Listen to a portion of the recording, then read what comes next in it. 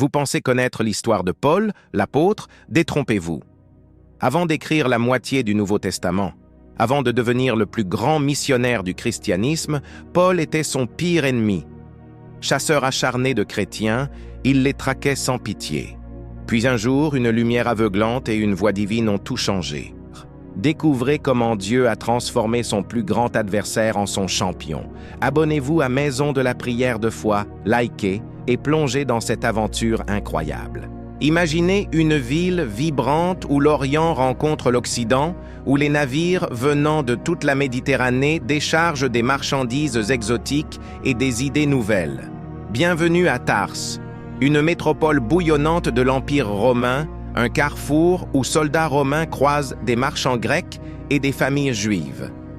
C'est ici, dans cette mosaïque de cultures, de langues et de parfums d'épices lointaines, que naît un enfant nommé Saul. Un garçon qui, sans le savoir, allait changer le cours de l'histoire. Saul n'est pas né dans une famille ordinaire. Loin d'être des marginaux luttant pour survivre, ses parents sont des figures respectées dans leur communauté. Son père, un pharisien, fait partie de l'élite religieuse juive, un groupe connu pour sa rigueur et son dévouement à la loi de Moïse. Mais ce n'est pas tout. La famille de Saul possède un privilège rare et précieux, une citoyenneté romaine. Dans un monde où ce statut est un luxe presque inaccessible, il représente un passeport pour la sécurité, l'influence et des opportunités que la plupart ne peuvent qu'imaginer. Comme Paul le dira des années plus tard à un commandant romain dans Actes 22-28, « J'étais citoyen romain de naissance ». Ces mots, prononcés avec une assurance tranquille, révèlent l'ampleur de ce privilège.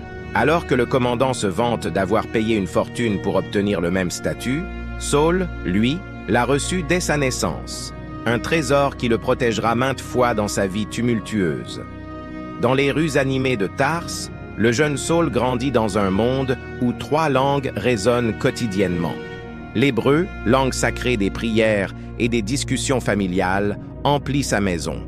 Le grec, langue du commerce et de l'éducation, s'échappe des marchés et des écoles. Et le latin, langue des officiers romains, retentit dans les affaires impériales. Ce mélange culturel n'est pas un simple décor. Il façonne l'esprit brillant de Saul, un enfant curieux qui absorbe tout avec une soif insatiable. Tarse n'est pas seulement une ville, c'est une école à ciel ouvert, un lieu où les philosophies, les religions et les traditions s'entremêlent. Et Saul, avec son intelligence aiguisée, en tire profit dès son plus jeune âge. Mais ses parents savent que Tarse, aussi riche soit-elle, ne suffit pas pour un garçon destiné à la grandeur. Ils prennent une décision audacieuse qui changera non seulement la vie de leur fils, mais aussi l'avenir du monde entier. Ils décident d'envoyer Saul à Jérusalem, la ville sainte, le cœur battant du judaïsme. Ce n'est pas une décision prise à la légère. Envoyer leur fils loin de chez eux, dans une ville à des centaines de kilomètres, représente un sacrifice immense, tant sur le plan émotionnel que financier. Pourtant, ils savent que Jérusalem est l'endroit où Saul pourra atteindre son plein potentiel. Là-bas, il étudiera sous la tutelle du plus grand maître de l'époque, Gamaliel. Gamaliel n'est pas un simple rabbin, c'est une sommité, un homme dont la sagesse et l'autorité sont respectées même par ses adversaires. Sa réputation s'étend bien au-delà des frontières de la Judée, attirant des étudiants du monde entier qui rêvent d'apprendre à ses pieds. Comme Paul le rappellera plus tard dans Actes 22-3, « Je suis juif, né à Tarse en Cilicie, mais j'ai été élevé dans cette ville. J est étudié aux pieds de Gamaliel et J ait été formé avec rigueur dans la loi de nos ancêtres. » Ces paroles ne sont pas une simple anecdote. Elles témoignent d'une éducation d'élite comparable à un diplôme des meilleures universités modernes. Gamaliel n'enseigne pas seulement la loi, il forme des esprits capables de défendre leur foi avec une logique implacable et une passion ardente. À Jérusalem, le jeune Saul s'immerge dans un monde de disciplines intellectuelles et spirituelles. Jour après jour, il s'assoit parmi d'autres étudiants brillants, mémorisant des rouleaux entiers des écritures hébraïques. Les mots des prophètes, des psaumes et de la Torah imprime dans son esprit, comme sur une tablette, des argiles. Il apprend à débattre, à analyser chaque verset sous tous les angles, à répondre à toute objection avec une précision chirurgicale. Son esprit est comme une épée finement forgée, capable de trancher les arguments les plus complexes avec une clarté éblouissante. Les autres étudiants le regardent avec un mélange d'admiration et de jalousie. Ce jeune homme de Tarse n'est pas comme les autres. Il ne se contente pas d'apprendre. Il excelle, il ne suit pas simplement les règles, il les dépasse. Parmi les pharisiens, ce groupe religieux connu pour son observance stricte de la loi, Saul se distingue comme une étoile dans un ciel noir. Sa passion pour Dieu n'est pas seulement intellectuelle, elle est viscérale, brûlante, presque palpable. Alors que d'autres jeunes hommes de son âge rêvent de mariage, de commerce ou de gloire mondaine, Saul n'a qu'une obsession, servir Dieu avec une perfection absolue. Comme il l'écrira plus tard dans Galates 1,14, « J'avançais dans le judaïsme au-delà de beaucoup de mes contemporains dans ma nation, étant extrêmement zélé pour les traditions de mes pères. » Ce ne sont pas des paroles vides, c'est le portrait d'un jeune homme animé par un feu spirituel qui impressionne même les leaders religieux les plus dévoués. Dans les synagogues, lorsqu'il prend la parole, les anciens se penchent pour l'écouter.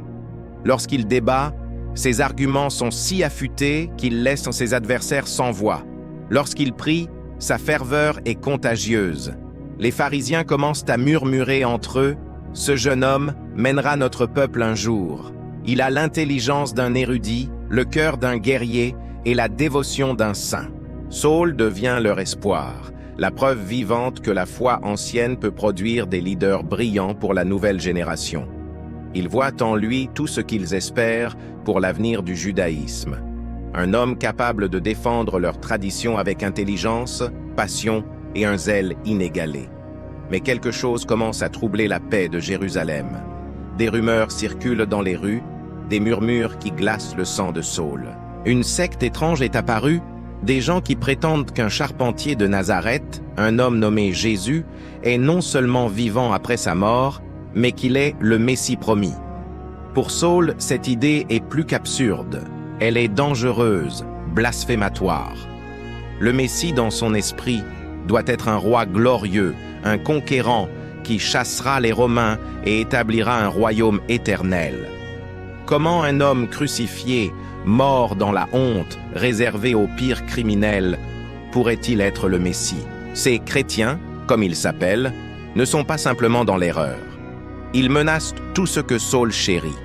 La pureté de la foi, l'héritage de ses ancêtres, la vérité de Dieu. Dans son cœur, une colère brûlante commence à monter. Saul ne voit pas ces chrétiens comme de simples hérétiques à corriger. Il les considère comme une infection à éradiquer, une menace à écraser avant qu'elle ne contamine tout le peuple juif. Avec son esprit brillant, sa formation impeccable et son zèle ardent, Saul sait qu'il est l'homme choisi par Dieu pour cette mission. Ce qu'il ne sait pas encore, c'est que Dieu a un plan bien plus grand. Un plan qui va bientôt bouleverser tout ce qu'il croit savoir sur lui-même, sur la foi et sur le Messie qu'il pense défendre. Abonnez-vous et likez pour ne pas manquer la suite. Si cette plongée dans les origines de Saul vous a captivé, abonnez-vous dès maintenant à Maison de la prière de foi. Cliquez sur le bouton JM pour soutenir notre mission et partagez cette vidéo avec quelqu'un qui a besoin d'entendre cette histoire incroyable. Laissez un commentaire pour nous dire ce qui vous a le plus marqué dans ce chapitre. Activez la cloche de notification pour ne rater aucun épisode de cette aventure biblique qui va changer votre vision de la foi. Dans les ruelles poussiéreuses de Jérusalem, une tempête se prépare. Saul de Tarse, ce jeune érudit brillant, formé au pied du grand Gamaliel, n'est plus seulement un étudiant prometteur. Il est devenu une force redoutable, un homme dont le nom commence à faire trembler les cœurs. Les murmures dans les synagogues parlent d'un feu nouveau dans ses yeux, une passion si intense qu'elle semble consumer tout sur son passage. Ce feu n'est pas dirigé vers la louange ou la prière, mais vers une mission qu'il croit divine, éradiquer une secte dangereuse qui menace la pureté du judaïsme, les chrétiens. Tout commence avec des rumeurs inquiétantes qui circulent dans les rues de la ville sainte. Une poignée de disciples, des gens ordinaires pour la plupart, proclament une idée scandaleuse. Un charpentier de Nazareth, Jésus, crucifié comme un criminel, serait le Messie promis, ressuscité d'entre les morts. Pour Saul, cette affirmation n'est pas seulement absurde, elle est blasphématoire. Le Messie, dans l'esprit de ce jeune pharisien, doit être un roi glorieux, un libérateur qui écrasera les Romains et restaurera la grandeur d'Israël. Comment un homme mort sur une croix, la punition réservée aux pires rebelles, pourrait-il être le sauveur attendu depuis des siècles? Ces chrétiens ne se contentent pas de propager une erreur. Ils détournent les âmes juives de la vérité ancestrale, mettant en péril tout ce que Saul chérit. Sa colère n'est pas celle d'un homme simplement irrité. C'est une fureur sacrée, alimentée par sa conviction profonde qu'il est le gardien de la foi d'Israël. Chaque mot qu'il entend sur ce Jésus attise un feu dans son cœur. Ces chrétiens ne sont pas de simples hérétiques à corriger. Ils sont une menace à éliminer. Saul, avec son esprit affûté comme une lame et son zèle brûlant, se voit comme l'instrument choisi par Dieu pour protéger son peuple. Il ne va pas se contenter de débats théologiques ou de mises en garde. Il va agir, et il va agir avec une détermination implacable. Le premier face-à-face de Saul avec les chrétiens se produit lors un événement qui va marquer l'histoire. Le procès un jeune homme nommé Étienne. Ce n'est pas un disciple ordinaire. Étienne est intelligent, éloquent, et d'une audace qui défie l'imagination. Devant le Sanhédrin, le tribunal religieux le plus puissant de Jérusalem, il ne tremble pas. Au lieu de supplier pour sa vie ou de chercher à s'échapper, Étienne fait quelque chose d'inouï. Il se lève et donne une leçon histoire qui cloue les assemblés au silence. Dans un discours magistral, rapporté dans Acte 7, il retrace l'histoire d'Israël depuis Abraham, montrant comment le peuple de Dieu a toujours rejeté ses messagers. Ces mots sont comme des flèches, perçant les cœurs des chefs religieux avec une précision dévastatrice. Mais Étienne ne s'arrête pas là. Il pousse son discours jusqu'à un point culminant explosif, regardant les hommes les plus puissants de Jérusalem droit dans les yeux. « Hommes au cou raide, incirconcis de cœur et d'oreille », leur lance-t-il, comme rapporté dans Actes 7, 51-53. Vous résistez toujours au Saint-Esprit. Y a-t-il un seul prophète que vos ancêtres n'èrent pas persécutés? Ils ont tué ceux qui annonçaient la venue du juste, et maintenant, vous l'avez trahi et assassiné. Ces paroles ne sont pas un simple défi. Elles sont une accusation directe, un miroir tendu aux chefs religieux, exposant leur hypocrisie et leur rejet du plan de Dieu. La salle explose de rage. Les membres du Sanhédrin, habitués à être craints et respectés, ne peuvent supporter cet affront. Leur colère est comme une tempête déchaînée. Ils saisissent Étienne, le traînent hors des murs de la ville et commencent à le lapider avec une fureur meurtrière. Les pierres volent, brisant les os, faisant couler le sang. Et là, au milieu de cette scène de chaos et de violence, se tient Saul de Tarse. Comme le rapporte Acte 7, 58, les témoins déposent leur manteau aux pieds d'un jeune homme nommé Saul. Il ne lance pas de pierre lui-même, mais sa présence est un signe d'approbation totale. En tenant ses manteaux, il donne son aval à l'exécution, son silence est un cri de soutien à la destruction de cet hérétique. Pourtant, quelque chose d'étrange se produit dans ces moments finaux, quelque chose qui restera gravé dans l'esprit de Saul pour le reste de sa vie. Alors que les pierres s'abattent sur Étienne, alors que son corps s'effondre sous les coups, le jeune chrétien lève les yeux vers le ciel. Au lieu de crier de douleur ou de maudire ses bourreaux, il prononce des mots qui résonnent comme un écho de la prière de Jésus sur la croix. « Seigneur, ne leur impute pas ce péché. » Puis, avec un dernier souffle, il s'effondre, mort, offrant le pardon à ceux qui l'ont tué. Pour Saul, cet instant aurait dû être une victoire. Un ennemi de la foi a été éliminé. Mais au lieu de satisfaction, quelque chose de plus sombre s'empare de lui. La mort d'Étienne n'éteint pas son zèle, elle l'enflamme. Comme le rapporte Acte 8:1, Saul approuvait leur acte de le tuer. Mais l'approbation ne suffit plus. Regarder ne suffit plus. La soif de Saul devient insatiable. Il décide de prendre les choses en main, de devenir le fer de lance d'une campagne pour écraser cette secte une fois pour toutes. Ce que il a vu à elle, exécution d'après Étienne N, a pas apaisé sa colère. Cela l'a transformé en un chasseur implacable. Saul se lance dans une croisade méthodique et terrifiante. Acte 8:3 dresse un portrait glaçant de son action. Saul, lui, ravageait l'Église. Il pénétrait dans les maisons, en arrachait les hommes et les femmes, et les faisait jeter en prison. Le mot « ravageait » n'est pas anodin. Il évoque un prédateur déchirant sa proie, un ouragan détruisant tout sur son passage. Saul ne se contente pas d'arrêter les chrétiens, il les traque maison par maison, rue par rue, avec une précision militaire.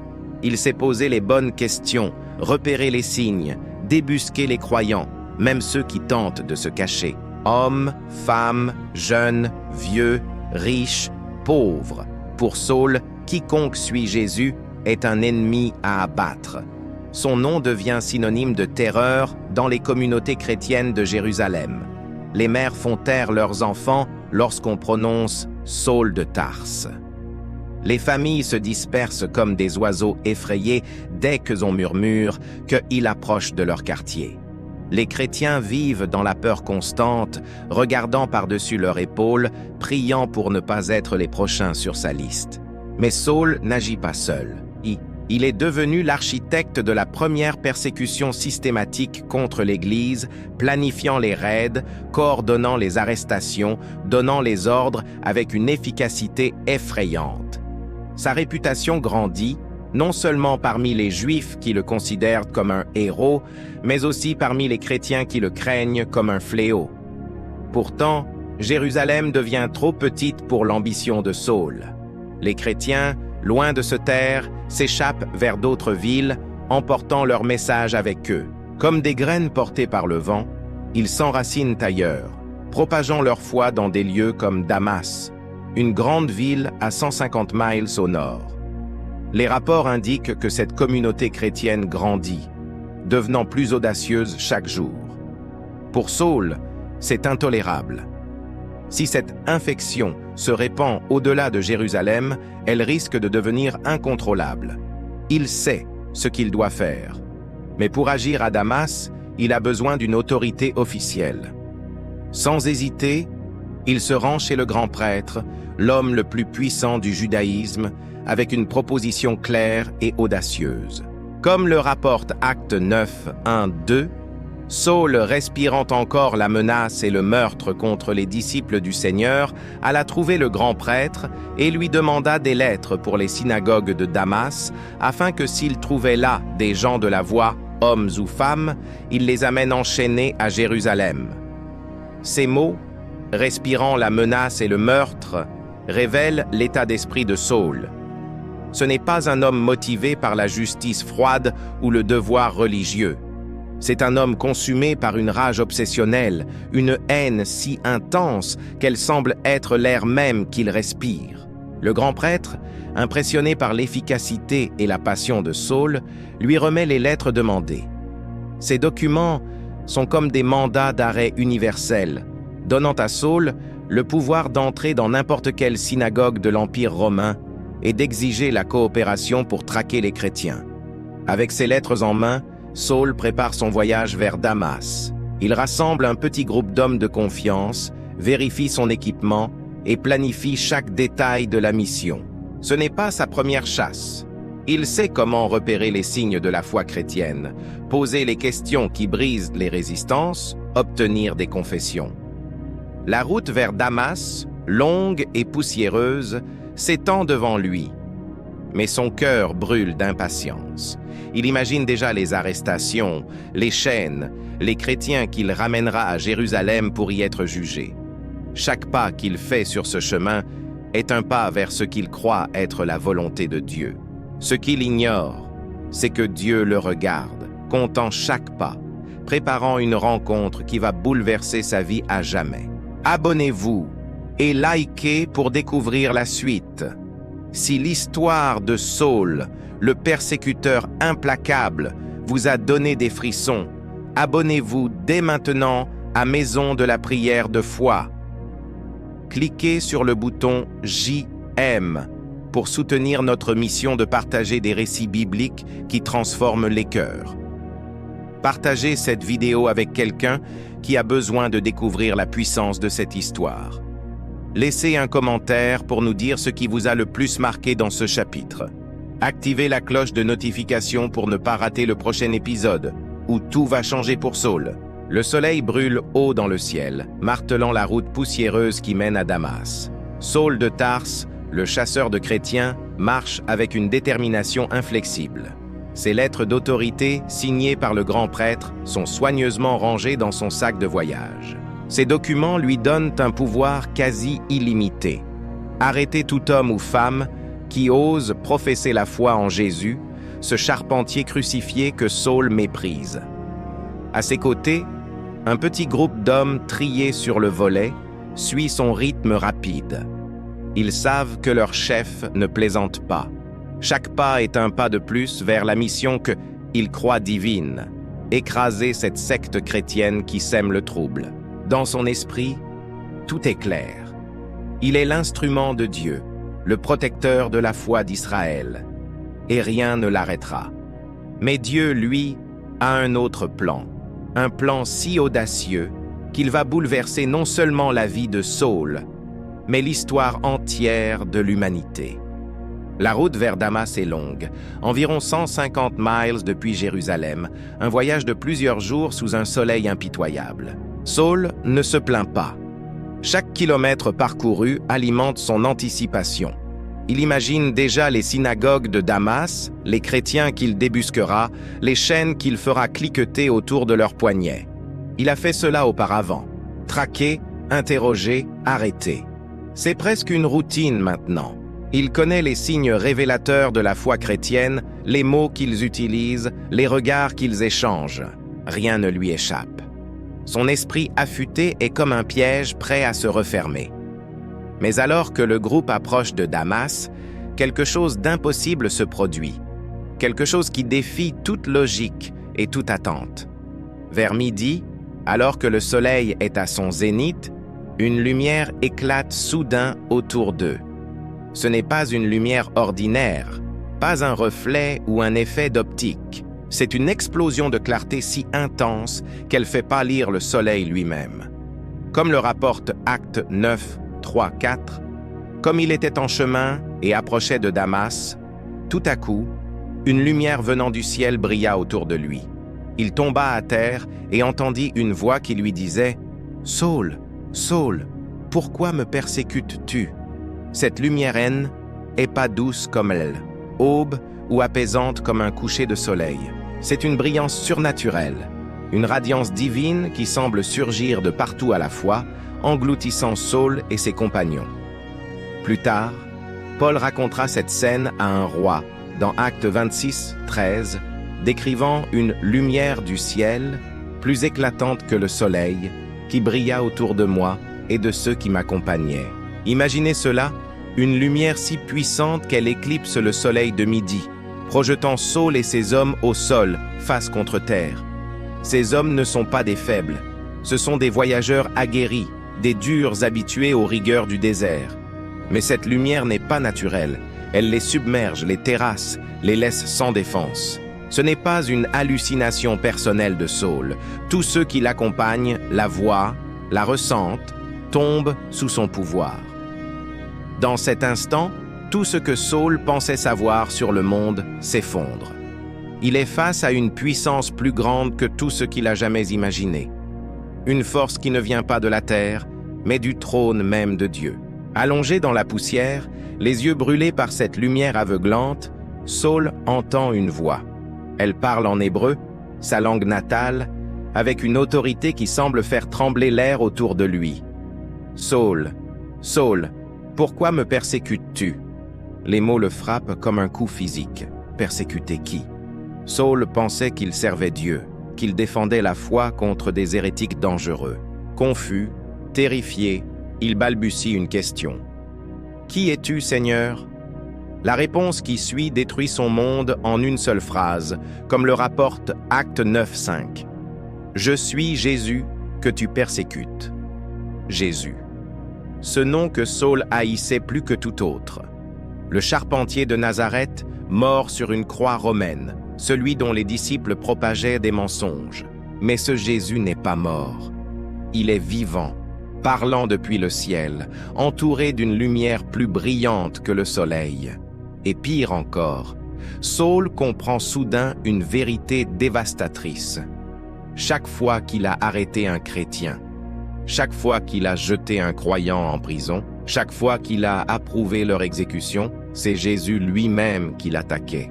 La voix continue, et Paul se souviendra plus tard, dans Acte 26:14, de une phrase encore plus percutante, « Il t'est est dur de regimber contre l'aiguillon ». Un aiguillon, cet outil pointu utilisé pour diriger le bétail, symbolise la résistance vaine de Saul. Jésus lui dit qu'en luttant contre les chrétiens, c'est contre Dieu lui-même qu'il se bat, se blessant à chaque coup qu'il porte. En cet instant, l'esprit brillant de Saul commence à saisir l'horrible vérité. Il n'a pas servi Dieu. Il a été son ennemi. Il n'a pas protégé la foi. Il l'a attaqué. L'homme qu'il croyait être un faux Messie est le Fils de Dieu vivant. Quand Saul tente de se relever, une nouvelle réalité terrifiante s'impose. Il ne voit rien. La lumière divine a brûlé sa vision. Acte 9:8 le décrit ainsi. Saul se releva de terre, mais quoiqu'il eût les yeux ouverts, il ne voyait rien. On le conduisit par la main jusqu'à Damas. Imaginez cet homme fier, toujours maître de lui, réduit à l'état d'un aveugle dépendant. Ses compagnons, eux-mêmes secoués, doivent le prendre par la main et le guider comme un enfant à travers les portes de Damas, la ville où il pensait entrer en conquérant. Au lieu de marcher avec l'autorité d'un persécuteur, il titube comme un mendiant, brisé et impuissant. Il l'amène dans une maison sur la rue droite, un lieu qui deviendra légendaire. Là, Saul s'assoit dans l'obscurité totale pendant 3 jours et 3 nuits. Acte 9:9 nous dit « Pendant 3 jours, il resta aveugle et ne mangea ni ne but rien. 3 jours sans nourriture, sans eau, sans lumière. Son corps s'affaiblit, mais son esprit travaille plus intensément que jamais. Dans cette obscurité, Saul affronte la révélation la plus bouleversante qu'un être humain puisse connaître. Tout ce qu'il croyait sur Dieu était faux. Tout ce qu'il a fait au nom de Dieu était en réalité contre lui. Les chrétiens qu'il a persécutés n'étaient pas des hérétiques, mais les vrais disciples de Dieu. Jésus, qu'il voulait détruire, est le Messie véritable. Ces 3 jours sont comme une mort symbolique. Pendant que Jésus était dans le tombeau pendant 3 jours pour les péchés du monde, Saul vit la mort de tout ce qu'il pensait être, son identité, sa mission, sa justice. Dans cette obscurité, l'ancien Saul, le persécuteur, commence à s'effacer. Quelque chose de nouveau est en train de naître, mais il ne le sait pas encore. Pendant ce temps, Dieu orchestre une autre partie de son plan dans une maison non loin de là. À Damas vit un chrétien nommé Ananias. Pas un apôtre célèbre, pas un grand prédicateur, juste un disciple ordinaire qui tente de vivre sa foi dans un monde hostile. Soudain, Dieu lui parle dans une vision, comme le rapporte Acte 9, 10, 11. Il y avait à Damas un disciple nommé Ananias. Le Seigneur lui dit dans une vision, « Ananias » Il répondit, « Me voici, Seigneur. » Le Seigneur lui dit, « Lève-toi, va dans la rue appelée droite, et cherche dans la maison de Juda un homme de Tarse nommé Saul, car il prie. » Ananias doit penser qu'il a mal entendu. Saul? Le Saul qui traque les chrétiens? L'homme qui est venu à Damas pour arrêter des gens comme lui? Aller le trouver serait de la folie, un suicide. Sa peur est palpable lorsqu'il répond, dans Acte 9, 13, 14, « Seigneur, j'y ai entendu dire par plusieurs ce que cet homme a fait de mal à tes saints à Jérusalem. Et ici, Il a l'autorisation des principaux sacrificateurs pour enchaîner tous ceux qui invoquent ton nom. En d'autres termes, « Seigneur, es-tu sûr de ce que tu me demandes? Cet homme est un monstre. » Mais Dieu a un plan plus grand que la peur d'Ananias. Dans Actes 9, 15, 16, il répond « Va, car cet homme est un instrument que j'ai choisi pour porter mon nom devant les nations, leurs rois et les fils d'Israël. Je lui montrerai combien il devra souffrir pour mon nom. » Ces mots sont une bombe. Saul, le persécuteur, est choisi pour devenir le plus grand missionnaire de l'histoire. Ananias doit faire un choix. Obéir à Dieu et risquer sa vie, ou rester en sécurité dans l'ombre. Avec un courage qui défie toute logique, Ananias choisit l'obéissance. Il se rend dans la rue droite, le cœur battant, chaque pas résonnant comme un défi à sa peur. Lorsqu'il trouve Saul, il fait quelque chose d'incroyable. Au lieu de le traiter comme un ennemi, il l'approche comme un frère. Acte 9, 17 capture ce moment bouleversant. Ananias partit. Il entra dans la maison, imposa les mains à Saul et dit « Frère Saul, le Seigneur Jésus, qui t'est apparu sur la route par laquelle tu venais, m'a envoyé pour que tu recouvres la vue et que tu sois rempli du Saint-Esprit. » Ce mot « frère » est une révolution. Ananias appelle cet homme, qui était venu l'arrêter, « frère Saul ».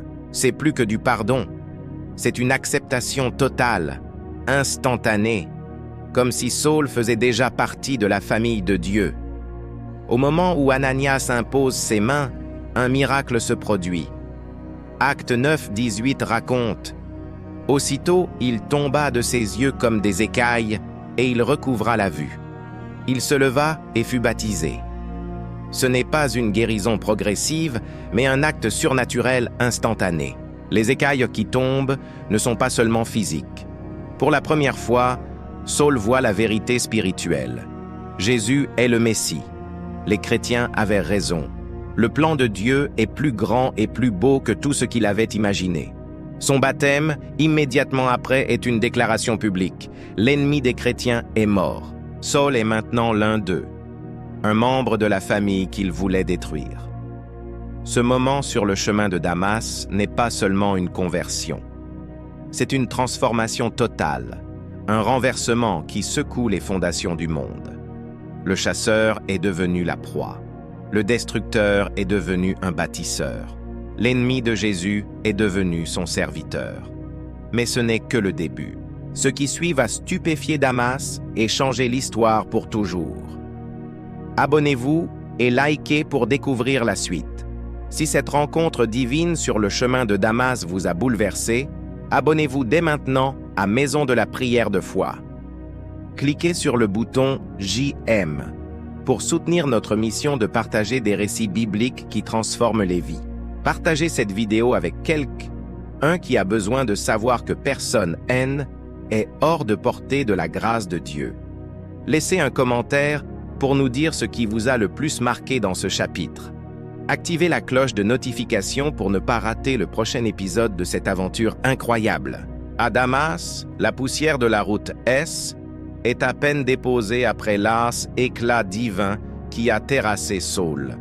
Assis dans une maison sombre de la rue droite, les yeux libérés des écailles par le courageux Ananias, Saul n'est plus le même homme. Quelques jours plus tôt, il était le fléau des chrétiens, un chasseur impitoyable armé de lettres officielles pour les enchaîner. Maintenant baptisé et transformé, il est un frère, un disciple de ce Jésus qu'il haïssait. Mais Saul n'est pas homme à rester dans l'ombre, à méditer tranquillement sur sa nouvelle foi. Son zèle, ce feu qui brûlait en lui pour persécuter, s'est retourné comme une lame à double tranchant. Il ne va pas se cacher, il va agir, et il va agir maintenant. Imaginez la scène. À peine ses yeux guéris, à peine son baptême achevé, Saul se lève et se dirige vers les synagogues de Damas. Ces mêmes synagogues où il était attendu comme un héros, un champion venu écraser les chrétiens. Les Juifs locaux s'apprêtent à l'accueillir, prêts à lui indiquer les cachettes des disciples de Jésus, à l'aider dans sa mission de purification. Mais ce qu'ils entendent de la bouche de Saul les laisse sans voix. Comme le rapporte Acte 9, 20, aussitôt, il se mit à prêcher dans les synagogues, que Jésus est le Fils de Dieu. Oui, aussitôt. Pas dans une semaine, pas dans un mois, pas après un temps de réflexion. Quelques heures après avoir retrouvé la vue, Saul proclame le message qu'il était venu détruire. Jésus, le charpentier crucifié, est le Messie, le Fils de Dieu. L'effet est électrique. Les auditeurs dans les synagogues sont stupéfaits, leurs murmures emplissant l'air comme un bourdonnement. Acte 9, 21 capture leur incrédulité. Tous ceux qui l'entendaient étaient stupéfaits et disaient « Est-ce pas celui qui à Jérusalem s'acharnait sur ceux qui invoquent ce nom? Et n'est-il pas venu ici pour les conduire enchaînés aux principaux sacrificateurs ?» Ils n'en croient pas leurs oreilles. Est-ce vraiment Saul de Tarse? Cet homme qui ravageait l'Église, qui respirait la menace et le meurtre, les mêmes lèvres qui ordonnaient des arrestations proclament maintenant que Jésus est vivant. Les mêmes mains qui enchaînaient les croyants se lèvent pour louer le Messie. C'est un renversement si radical, si inexplicable, que certains se demandent s'ils n'ont pas affaire à un imposteur. Mais non, c'est bien lui. Et son message est clair, puissant, imparable. Saul ne prêche pas timidement. Son zèle, autrefois dirigé contre les chrétiens, est maintenant canalisé pour les défendre. Avec la même logique aiguisée qu'il utilisait pour débattre des Écritures, il démontre que Jésus accomplit les prophéties de l'Ancien Testament. Chaque verset qu'il cite, chaque argument qu'il développe, est comme un coup de marteau forgeant une vérité nouvelle. Les Juifs de Damas, habitués à le voir comme leur allié, sont déconcertés. Certains sont curieux, d'autres furieux. Comment cet homme, leur champion, a-t-il pu changer de camp aussi radicalement? Pour eux, ce n'est pas seulement une trahison, c'est une menace. Saul, avec son intelligence et sa passion, devient plus dangereux comme prédicateur qu'il ne l'était comme persécuteur. Mais ce retournement spectaculaire ne passe pas inaperçu. Les anciens alliés de Saul, ceux qui comptaient sur lui pour éradiquer les chrétiens, se sentent trahis. Leur héros est devenu leur ennemi. Acte 9, 23 raconte ce qui suit. Après un certain temps, les Juifs se concertèrent pour le tuer. Ce n'est pas une simple menace. C'est un complot organisé, méthodique, aussi implacable que les chasses de Saul l'étaient autrefois. Les rôles s'inversent. Le chasseur est maintenant la proie. Acte 9, 24 précise, elle, ampleur de leur détermination. Mais leur complot parvint à la connaissance de Saul. Il surveillait même les portes de la ville jour et nuit pour le tuer. Imaginez cela. Les portes de Damas, ces imposants passages de pierre sont surveillés en permanence. Chaque voyageur est scruté, chaque mouvement observé. Les Juifs ne veulent pas que Saul quitte la ville vivant. Pour la première fois, Saul ressent ce que les chrétiens ont enduré sous sa main, la peur, l'angoisse de savoir que des hommes veulent sa mort simplement pour ce qu'ils croient. Lui qui faisait trembler les familles chrétiennes se retrouve à regarder par-dessus son épaule, à chuchoter dans l'ombre. Mais les chrétiens de Damas, ces mêmes personnes qu'il était venu arrêter, ne l'abandonnent pas. Ils se rallient à leurs nouveaux frères avec une audace incroyable. Acte 9, 25 décrit leur plan audacieux. Mais ses disciples, pendant la nuit, le prirent et le firent descendre par une ouverture dans la muraille en le suspendant dans une corbeille. Pensez à cette image. Saul, l'érudit respecté, le pharisien fier, est caché comme un fugitif, glissé dans une corbeille grossière et descendu le long de la muraille de Damas sous le couvert de obscurité. Des années plus tard, Paul se souviendra de cet épisode humiliant mais glorieux dans 2 Corinthiens 11, 32-33. À Damas, le gouverneur sous le roi Arétas faisait garder la ville des Damaséniens pour m'arrêter. Mais on me descendit par une fenêtre dans une corbeille à travers la muraille et j'échappais à ses mains. Cette évasion n'est pas seulement une anecdote, c'est un symbole puissant. Dieu utilise même une simple corbeille pour protéger son messager choisi. L'homme qui voulait enchaîner les autres est maintenant celui qui doit fuir pour sauver sa vie. Mais l'histoire ne s'arrête pas là. Après cette évasion spectaculaire, Saul ne retourne pas immédiatement à Jérusalem pour confronter les apôtres ou excuser auprès de ceux qu'il a persécutés. Il fait quelque chose d'inattendu, un détail que beaucoup ignorent et qui révèle la profondeur de sa transformation. Comme il le confie dans Galates 1,17, « Je ne montai pas à Jérusalem vers ceux qui étaient apôtres avant moi, mais je partis pour l'Arabie et je revins encore à Damas. » L'Arabie, dans ce contexte, n'est pas une destination touristique. C'est un désert sauvage, un royaume aride au sud et à l'est de Damas, un lieu où un homme peut disparaître loin du monde civilisé. Ce n'est pas une retraite paisible ou une pause pour se ressourcer. C'est une période d'isolement intense, orchestrée par Dieu lui-même. Pendant 3 ans, Saul s'enfonce dans ce désert, loin des foules, des synagogues, des persécutions. Pourquoi? Pour recevoir une formation unique, une préparation spirituelle qui le transformera en apôtre des nations. Dans Galates 1, 11, 12, Paul explique « Je vous déclare, frères, que l'évangile que j'ai prêché n'est pas de source humaine. Je ne l'ai ni reçu ni appris d'un homme, mais par une révélation de Jésus-Christ. » Ces 3 années dans le désert ne sont pas passées dans une école ou un séminaire. Elles sont un tête-à-tête avec le Christ ressuscité. Imaginez Saul, seul sous un ciel étoilé, dans le silence du désert, recevant des révélations directes de Jésus. Ce n'est pas une formation ordinaire. C'est une communion divine, une instruction personnelle qui équipe Saul pour une mission qui changera le monde. Ces 3 années sont cruciales. Pendant que les autres apôtres ont appris aux côtés de Jésus pendant son ministère terrestre, Saul reçoit son enseignement du Christ glorifié. Les autres ont vu Jésus guérir les malades et enseigner les foules. Saul est formé dans l'isolement, par des visions et des révélations directes. Quand il émerge enfin de l'Arabie, il n'est plus simplement un converti. Il est un apôtre, armé d'une compréhension profonde du plan de Dieu, prêt à porter l'Évangile là où aucun Juif n'a jamais osé aller. Le désert n'a pas brisé Saul, il l'a forgé. Le persécuteur est devenu un prédicateur et le monde ne sera plus jamais le même. Abonnez-vous et likez pour découvrir la suite.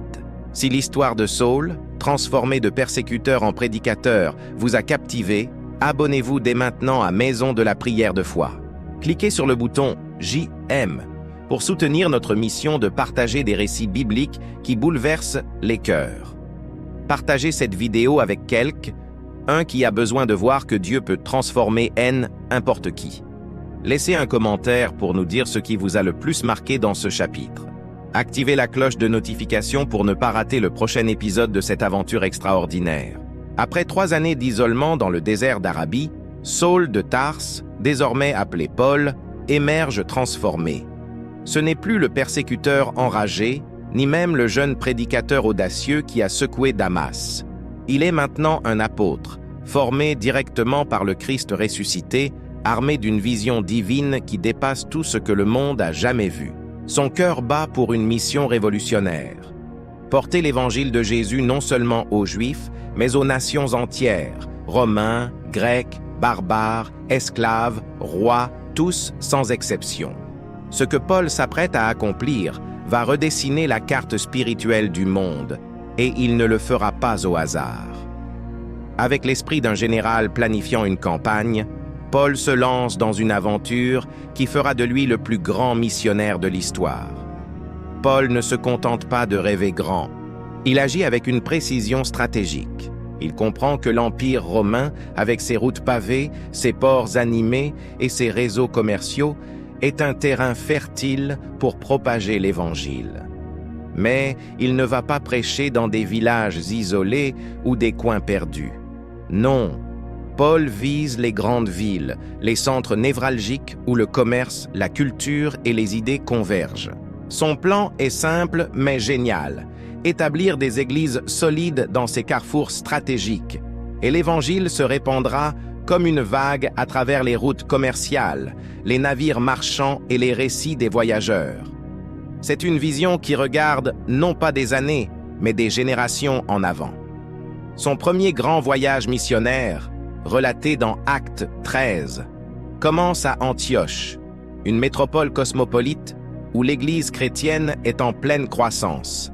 Paul, accompagné de Barnabas, un leader respecté, et du jeune Jean-Marc, reçoit un appel clair de l'Esprit Saint, comme le rapporte Actes 13, 2, 3. Pendant qu'ils servèrent le Seigneur et jeûnaient, le Saint-Esprit dit « Mettez-moi à part Barnabas et Saul pour Hélène, œuvre à laquelle je les ai appelés. » Après avoir jeûné et prié, ils leur imposèrent les mains et les laissèrent partir. Ce n'est pas une décision impulsive. C'est un envoi divin, un mandat qui lance Paul dans une mission qui le mènera à travers l'Empire romain. Leur première étape est Chypre, une île stratégique au cœur de la Méditerranée. Là, Paul ne se contente pas de prêcher dans les rues. Il va directement dans les synagogues, utilisant sa formation de pharisien pour parler aux Juifs dans leur propre langue spirituelle. Mais il ne s'arrête pas là. À Paphos, il rencontre Sergius Paulus, le gouverneur romain de l'île, un homme influent curieux de ce nouveau message. Dans un affrontement dramatique, Paul confronte un sorcier nommé Bar-Jésus qui tente d'éloigner le gouverneur de la foi. Acte 13, 11 raconte comment Paul, rempli du Saint-Esprit, frappe le sorcier de cécité temporaire, déclarant « La main du Seigneur est contre toi, et tu seras aveugle pour un temps. » Le gouverneur, témoin de ce pouvoir, croit en Jésus. Ce moment marque un tournant. Paul ne prêche pas seulement aux Juifs, mais aux non-Juifs, prouvant que l'Évangile est pour tous. De Chypre, Paul et Barnabas naviguent vers Perga, puis vers Antioche de Pisidie, une ville clé sur les routes commerciales. Acte 13, 14 à 16 décrit leur stratégie. Le jour du sabbat, ils entrèrent dans la synagogue et s'assirent. Paul sait que les synagogues sont des lieux où il peut toucher à la fois les Juifs et les craignants Dieu, ces non-Juifs attirés par la foi juive. Son discours, rapporté dans Actes 13, 16, 41, est une masterpiece d'éloquence. Il commence avec l'histoire d'Israël, reliant les promesses des Écritures à Jésus, le Messie ressuscité. Les auditeurs sont captivés, certains croient, mais d'autres, jaloux de son influence, s'opposent à lui. Paul ne se décourage pas. Il déclare hardiment dans Actes 13, 46, « C'est, était à vous deux. » À bord que la parole de Dieu devait être annoncée, mais puisque vous la repoussez, nous nous tournons vers les païens. Ce moment définit sa mission. Il sera l'apôtre des nations. Le voyage se poursuit vers Iconium, Lystre et Derbe, des villes où Paul rencontre des succès incroyables, mais aussi des oppositions féroces. À Lystre, un miracle spectaculaire marque son ministère. Il guérit un homme paralysé de naissance, qui se lève et marche, comme raconté dans Actes 14, 8, 10.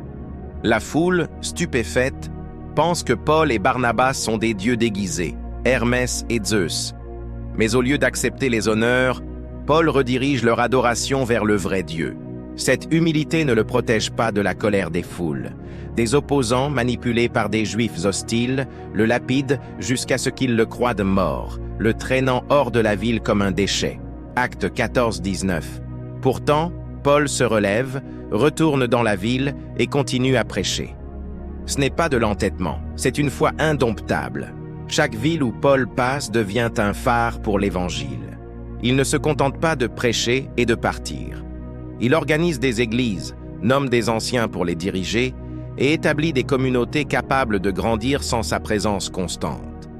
Acte 14, 23 note, « Ils désignèrent des anciens dans chaque église, et, après avoir prié et jeûné, ils les recommandèrent au Seigneur. » Cette stratégie est visionnaire. Paul sait que l'Évangile doit s'enraciner localement pour survivre. Les marchands d'Antioche, les marins de Corinthe, les voyageurs de Thessalonique porteront le message à travers l'Empire, comme des graines semées sur un sol fertile. Mais cette mission n'est pas sans coût.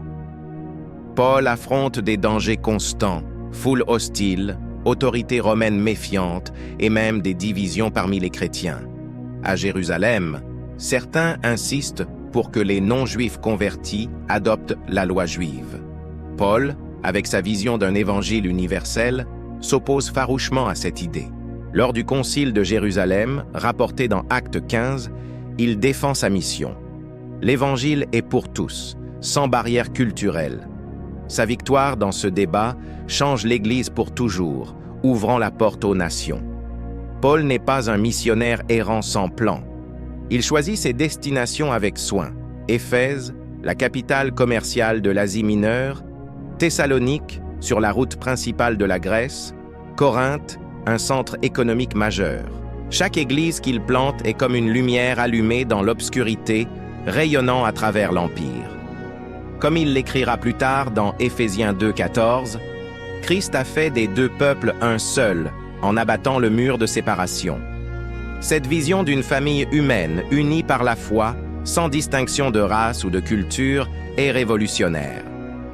Paul ne prêche pas seulement un message, il construit un mouvement qui survivra à des siècles de persécution. Ce premier voyage missionnaire n'est que le début. Paul reviendra à ses églises, écrira des lettres, enverra des émissaires, s'assurant que chaque communauté reste forte. Son esprit stratégique, combiné à son zèle surnaturel, fait de lui un architecte de l'Évangile, posant des fondations qui dureront des millénaires. Mais chaque pas de ce voyage est marqué par des sacrifices, des dangers et une foi qui refuse de plier. Le persécuteur d'autrefois est devenu un bâtisseur et le monde commence à sentir la puissance de sa mission. Abonnez-vous et likez pour découvrir la suite. Si les premiers pas missionnaires de Paul vous ont inspiré, abonnez-vous dès maintenant à Maison de la prière de foi. Cliquez sur le bouton JM pour soutenir notre mission de partager des récits bibliques qui transforment les cœurs. Partagez cette vidéo avec un qui a besoin de voir que Dieu peut utiliser n'importe qui pour changer le monde. Laissez un commentaire pour nous dire ce qui vous a le plus marqué dans ce chapitre. Activez la cloche de notification pour ne pas rater le prochain épisode de cette aventure épique. Paul, autrefois Saul, l'homme qui terrorisait les chrétiens, est maintenant un messager infatigable de l'Évangile, parcourant l'Empire romain pour proclamer Jésus comme le Messie.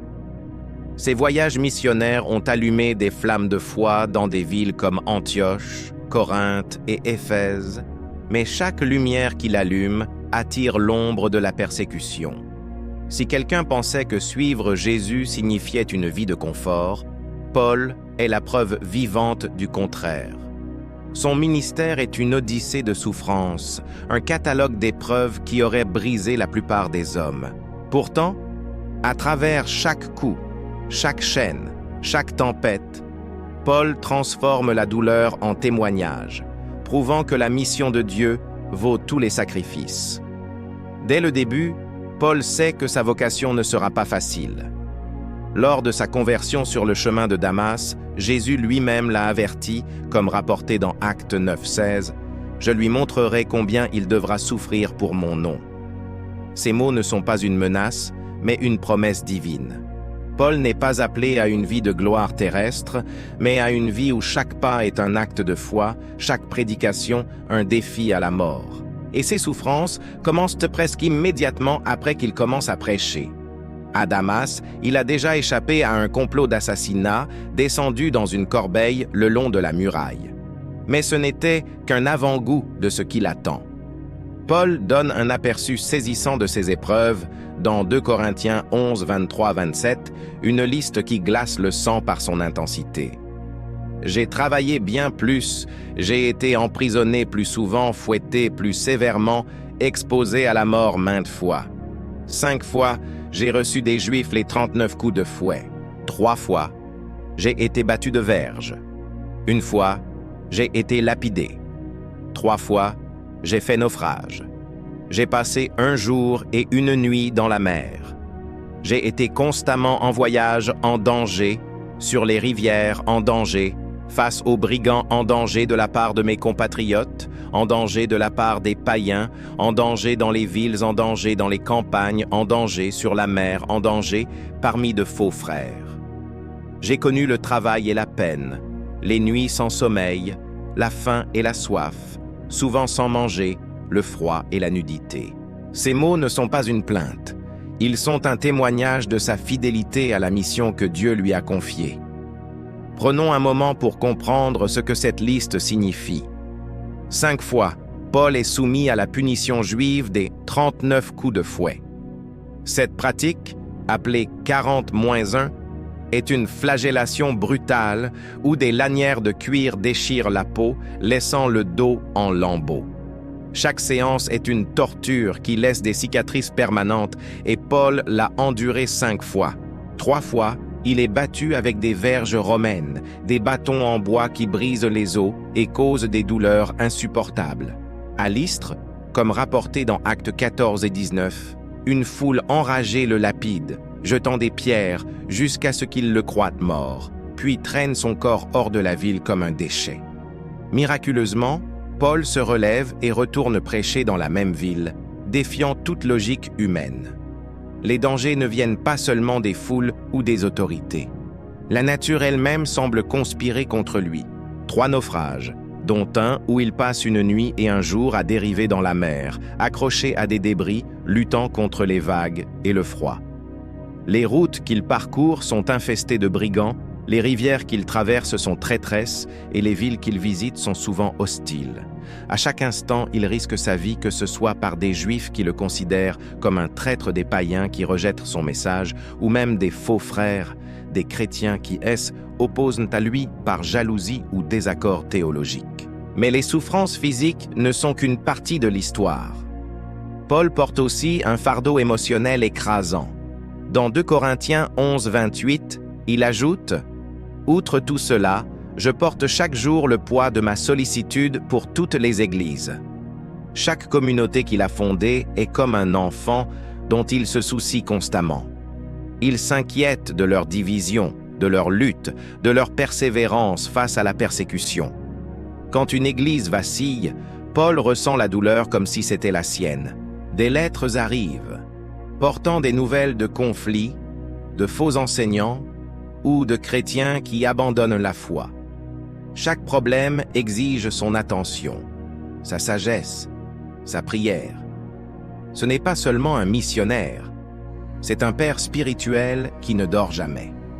Un exemple poignant de ces épreuves se trouve à Philippe, comme raconté dans Actes 16. Paul et son compagnon Silas sont arrêtés après avoir chassé un esprit mauvais dès une jeune fille esclave. Les autorités, furieuses de la perte de profit de ses maîtres, les font battre de verges et les jettent en prison, les pieds enchaînés dans un cachot sombre. Mais au lieu de se lamenter, Paul et Silas chantent des hymnes au milieu de la nuit, leur voix résonnant dans l'obscurité. Soudain, un tremblement de terre secoue la prison, ouvrant les portes et brisant leurs chaînes. Le geôlier, terrifié, est sur le point de se tuer, pensant que les prisonniers se sont échappés. Mais Paul l'arrête, et cet homme, bouleversé par leur foi, se convertit avec toute sa famille. Même dans les chaînes, Paul transforme une prison en église. À Éphèse, Paul déclenche une émeute en prêchant contre les idoles. Acte 19, 23-29 décrit comment les artisans, craignant pour leur commerce lié à la déesse Artémis, incitent une foule à crier contre Paul, le traînant dans un théâtre bondé où ils hurlent pendant des heures. Paul veut affronter la foule, mais ses compagnons l'en empêchent, sachant qu'il risque la mort. À Thessalonique, il est accusé de bouleverser le monde entier.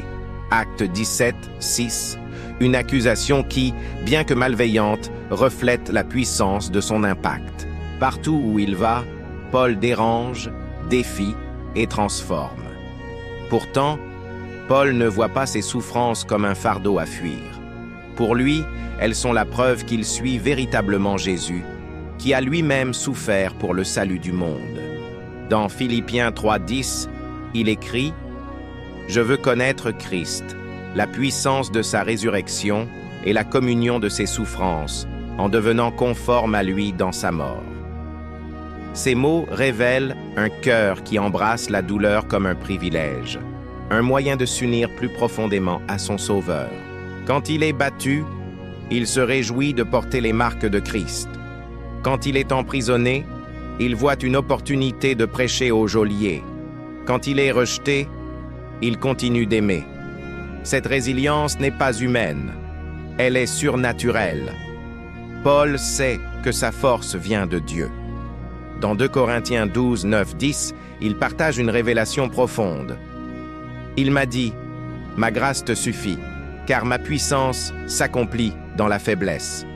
C'est pourquoi je me glorifie bien plus volontiers de mes faiblesses, afin que la puissance de Christ repose sur moi. Car quand je suis faible, c'est alors que je suis fort. Chaque coup de fouet, chaque pierre, chaque nuit sans sommeil devient une occasion pour Dieu de montrer sa puissance à travers la faiblesse de Paul. Les souffrances de Paul ne sont pas inutiles. Elles forgent son caractère, authentifient son message et inspirent les églises qu'il a fondées. Les chrétiens qui le voient endurer l'impossible trouvent le courage de tenir ferme eux-mêmes. Comme il l'écrit aux Philippiens depuis une prison, dans Philippiens 1, 14, « À cause de mes chaînes, la plupart des frères, encouragés dans le Seigneur, osent parler de la parole de Dieu avec plus d'assurance. » Les chaînes de Paul ne lient pas l'Évangile, elles le libèrent. Sa vie devient un témoignage vivant que rien, ni la douleur, ni la persécution, ni la mort, ne peut arrêter le plan de Dieu. Paul n'est plus le persécuteur qui infligeait la souffrance. Il est maintenant celui qui la porte, transformant chaque épreuve en une victoire pour l'Évangile.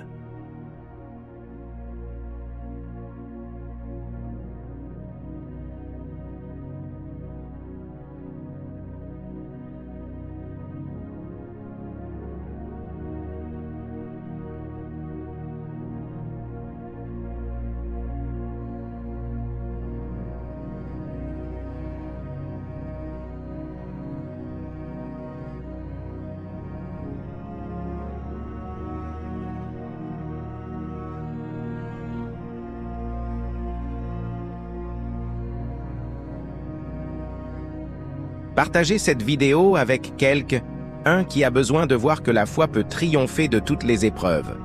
Laissez un commentaire pour nous dire ce qui vous a le plus marqué dans ce chapitre. Activez la cloche de notification pour ne pas rater le prochain épisode de cette aventure épique. Paul, autrefois Saul, l'homme qui terrorisait les chrétiens, est maintenant un messager infatigable de l'Évangile, parcourant l'Empire romain pour proclamer Jésus comme le Messie. Ces voyages missionnaires ont allumé des flammes de foi dans des villes comme Antioche, Corinthe et Éphèse, mais chaque lumière qu'il allume attire l'ombre de la persécution. Si quelqu'un pensait que suivre Jésus signifiait une vie de confort, Paul est la preuve vivante du contraire. Son ministère est une odyssée de souffrances, un catalogue d'épreuves qui aurait brisé la plupart des hommes. Pourtant, à travers chaque coup, chaque chaîne, chaque tempête, Paul transforme la douleur en témoignage, prouvant que la mission de Dieu vaut tous les sacrifices. Dès le début, Paul sait que sa vocation ne sera pas facile. Lors de sa conversion sur le chemin de Damas, Jésus lui-même l'a averti, comme rapporté dans Actes 9:16, « Je lui montrerai combien il devra souffrir pour mon nom. » Ces mots ne sont pas une menace, mais une promesse divine. Paul n'est pas appelé à une vie de gloire terrestre, mais à une vie où chaque pas est un acte de foi, chaque prédication un défi à la mort. Et ses souffrances commencent presque immédiatement après qu'il commence à prêcher. À Damas, il a déjà échappé à un complot d'assassinat, descendu dans une corbeille le long de la muraille. Mais ce n'était qu'un avant-goût de ce qui l'attend. Paul donne un aperçu saisissant de ses épreuves dans 2 Corinthiens 11, 23-27, une liste qui glace le sang par son intensité. « J'ai travaillé bien plus, j'ai été emprisonné plus souvent, fouetté plus sévèrement, exposé à la mort maintes fois. 5 fois, j'ai reçu des Juifs les 39 coups de fouet. 3 fois, j'ai été battu de verge. 1 fois, j'ai été lapidé. 3 fois, j'ai fait naufrage. J'ai passé 1 jour et 1 nuit dans la mer. J'ai été constamment en voyage en danger, sur les rivières en danger, face aux brigands en danger de la part de mes compatriotes, en danger de la part des païens, en danger dans les villes, en danger dans les campagnes, en danger sur la mer, en danger parmi de faux frères. J'ai connu le travail et la peine, les nuits sans sommeil, la faim et la soif, souvent sans manger, le froid et la nudité. Ces mots ne sont pas une plainte. Ils sont un témoignage de sa fidélité à la mission que Dieu lui a confiée. Prenons un moment pour comprendre ce que cette liste signifie. 5 fois, Paul est soumis à la punition juive des 39 coups de fouet. Cette pratique, appelée 40-1, est une flagellation brutale où des lanières de cuir déchirent la peau, laissant le dos en lambeaux. Chaque séance est une torture qui laisse des cicatrices permanentes et Paul l'a enduré 5 fois. 3 fois, il est battu avec des verges romaines, des bâtons en bois qui brisent les os et causent des douleurs insupportables. À Lystre, comme rapporté dans Actes 14 et 19, une foule enragée le lapide, jetant des pierres jusqu'à ce qu'il le croie mort, puis traîne son corps hors de la ville comme un déchet. Miraculeusement, Paul se relève et retourne prêcher dans la même ville, défiant toute logique humaine. Les dangers ne viennent pas seulement des foules ou des autorités. La nature elle-même semble conspirer contre lui. 3 naufrages, dont un où il passe une nuit et un jour à dériver dans la mer, accroché à des débris, luttant contre les vagues et le froid. Les routes qu'il parcourt sont infestées de brigands, les rivières qu'il traverse sont traîtresses et les villes qu'il visite sont souvent hostiles. À chaque instant, il risque sa vie, que ce soit par des Juifs qui le considèrent comme un traître, des païens qui rejettent son message, ou même des faux frères, des chrétiens qui, opposent à lui par jalousie ou désaccord théologique. Mais les souffrances physiques ne sont qu'une partie de l'histoire. Paul porte aussi un fardeau émotionnel écrasant. Dans 2 Corinthiens 11-28, il ajoute « Outre tout cela, je porte chaque jour le poids de ma sollicitude pour toutes les églises. Chaque communauté qu'il a fondée est comme un enfant dont il se soucie constamment. Il s'inquiète de leur division, de leur lutte, de leur persévérance face à la persécution. Quand une église vacille, Paul ressent la douleur comme si c'était la sienne. Des lettres arrivent, portant des nouvelles de conflits, de faux enseignants ou de chrétiens qui abandonnent la foi. Chaque problème exige son attention, sa sagesse, sa prière. Ce n'est pas seulement un missionnaire, c'est un père spirituel qui ne dort jamais. Un exemple poignant de ces épreuves se trouve à Philippe, comme raconté dans Actes 16. Paul et son compagnon Silas sont arrêtés après avoir chassé un esprit mauvais dès une jeune fille esclave. Les autorités, furieuses de la perte de profit de ses maîtres, les font battre de verges et les jettent en prison, les pieds enchaînés dans un cachot sombre. Mais au lieu de se lamenter, Paul et Silas chantent des hymnes au milieu de la nuit, leur voix résonnant dans l'obscurité. Soudain, un tremblement de terre secoue la prison, ouvrant les portes et brisant leurs chaînes. Le geôlier, terrifié, est sur le point de se tuer, pensant que les prisonniers se sont échappés. Mais Paul l'arrête, et cet homme, bouleversé par leur foi, se convertit avec toute sa famille. Même dans les chaînes, Paul transforme une prison en église. À Éphèse, Paul déclenche une émeute en prêchant contre les idoles. Acte 19, 23-29 décrit comment les artisans, craignant pour leur commerce lié à la déesse Artémis, incitent une foule à crier contre Paul, le traînant dans un théâtre bondé où ils hurlent pendant des heures. Paul veut affronter la foule, mais ses compagnons l'en empêchent, sachant qu'il risque la mort. À Thessalonique, il est accusé de bouleverser le monde entier. Acte 17, 6, une accusation qui, bien que malveillante, reflète la puissance de son impact. Partout où il va, Paul dérange, défie et transforme. Pourtant, Paul ne voit pas ses souffrances comme un fardeau à fuir. Pour lui, elles sont la preuve qu'il suit véritablement Jésus, qui a lui-même souffert pour le salut du monde. Dans Philippiens 3:10, il écrit « Je veux connaître Christ, la puissance de sa résurrection et la communion de ses souffrances, en devenant conforme à lui dans sa mort. » Ces mots révèlent un cœur qui embrasse la douleur comme un privilège, un moyen de s'unir plus profondément à son Sauveur. Quand il est battu, il se réjouit de porter les marques de Christ. Quand il est emprisonné, il voit une opportunité de prêcher aux geôliers. Quand il est rejeté, il continue d'aimer. Cette résilience n'est pas humaine, elle est surnaturelle. Paul sait que sa force vient de Dieu. Dans 2 Corinthiens 12, 9, 10, il partage une révélation profonde. Il m'a dit, « Ma grâce te suffit, car ma puissance s'accomplit dans la faiblesse. C'est pourquoi je me glorifie bien plus volontiers de mes faiblesses, afin que la puissance de Christ repose sur moi. Car quand je suis faible, c'est alors que je suis fort. Chaque coup de fouet, chaque pierre, chaque nuit sans sommeil devient une occasion pour Dieu de montrer sa puissance à travers la faiblesse de Paul. Les souffrances de Paul ne sont pas inutiles. Elles forgent son caractère, authentifient son message et inspirent les églises qu'il a fondées. Les chrétiens qui le voient endurer l'impossible trouvent le courage de tenir ferme eux-mêmes. Comme il l'écrit aux Philippiens depuis une prison, dans Philippiens 1, 14, « À cause de mes chaînes, la plupart des frères, encouragés dans le Seigneur, osent parler de la parole de Dieu avec plus d'assurance. » Les chaînes de Paul ne lient pas l'Évangile, elles le libèrent. Sa vie devient un témoignage vivant que rien, ni la douleur, ni la persécution, ni la mort, ne peut arrêter le plan de Dieu. Paul n'est plus le persécuteur qui infligeait la souffrance.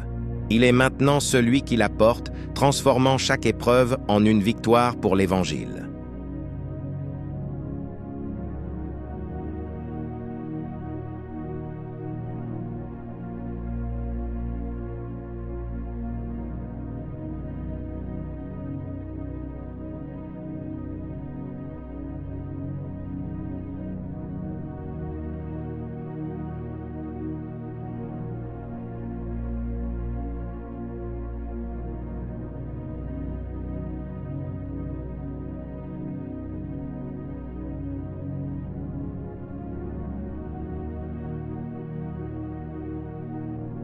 Partagez cette vidéo avec quelqu'un qui a besoin de voir que la foi peut triompher de toutes les épreuves. Laissez un commentaire pour nous dire ce qui vous a le plus marqué dans ce chapitre. Activez la cloche de notification pour ne pas rater le prochain épisode de cette aventure épique.